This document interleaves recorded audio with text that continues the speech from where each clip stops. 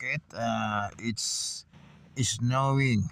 See my windshield and my window. It's so foggy and snowy tonight until 8 p.m. only.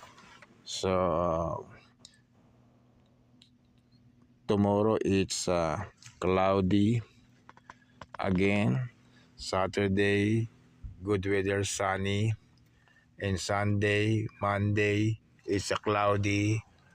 And Tuesday, it's mixing sunny and cloudy. So this is the weather update as of now. So extra income.